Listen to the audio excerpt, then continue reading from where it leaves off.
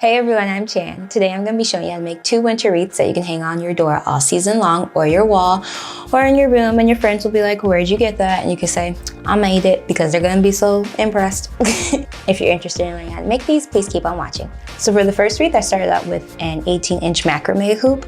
It only came in silver at the store I got it from, but I know they do make gold ones, but we'll address that later. You could always spray paint it gold to match the florals.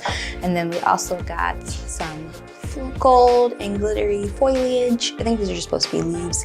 I also got some gold pine cones on a stick, also with glitter. If you hate glitter, this may not be the craft for you. And I also picked up some white flowers and some poinsettias. I'm not totally sure if I'm going to use those yet, but we'll see how I'm feeling. We'll see how it comes out. You never know. So the first thing I'm going to do is put these gold leaves on the macrame hoop.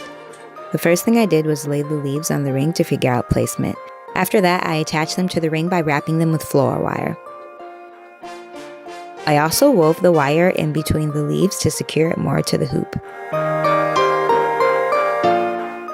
Since I only attached the leaves to half of the ring to form a C shape, I'm going to attach these pine cones to the inner part of the C, or the half circle that I formed on the wreath. I secured the pine cones the same way, wrapping it with floral wire and weaving it through the back so you couldn't see it too much. Now that I've attached all my foliage, I decided that I did want to indeed attach these white flowers, so I'm just going to hot glue these sporadically around the wreath. I know I could have left the wreath as is, but I like the contrast that the white flowers added.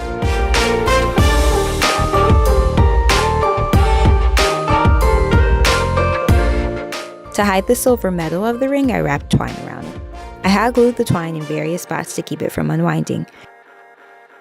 Again, we're going for contrast and texture here, so I thought it was a better touch than spray painting it gold.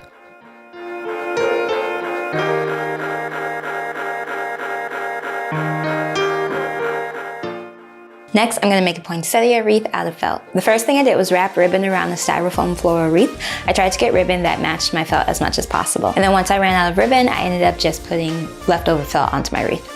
I looked at a few poinsettia templates online. I ended up drawing a few of my own as well. The main purpose is you just want 4 different sizes. So if you find one online and you want to trace, or if you just want to print something out, that works too.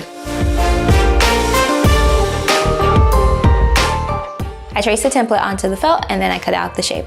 I used a total of 10 pieces of felt in total, but obviously this will just depend on how big or small and how many flowers you want to make. I knew I wanted more larger flowers than smaller and medium flowers. That's not true.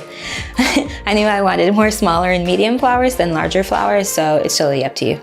After I cut out all the flowers, I ended up decorating a few of them. This was a purely organic process as well. I knew I wanted my flowers to mimic real flowers, so I used gold and red sequins to decorate some of them. I also had gold beads, and I had some gold metallic thread.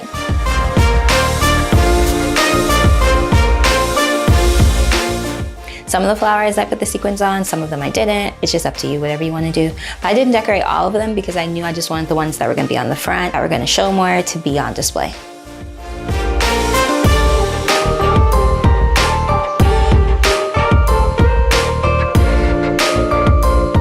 Next, I began assembling my wreath.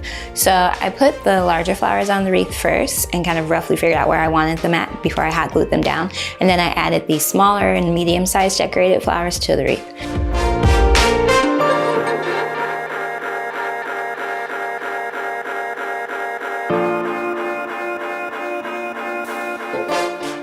Then I went in with regular flowers and filled in wherever I saw fit. I even ended up folding some of the flowers in half and then filled them in behind some of the other flowers to give the fuller look. So periodically throughout assembly, I would hold up the wreath and then just see where spots needed to be filled in.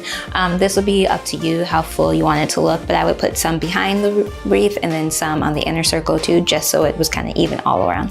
Once I felt it was pretty even on all sides, I knew my wreath was complete.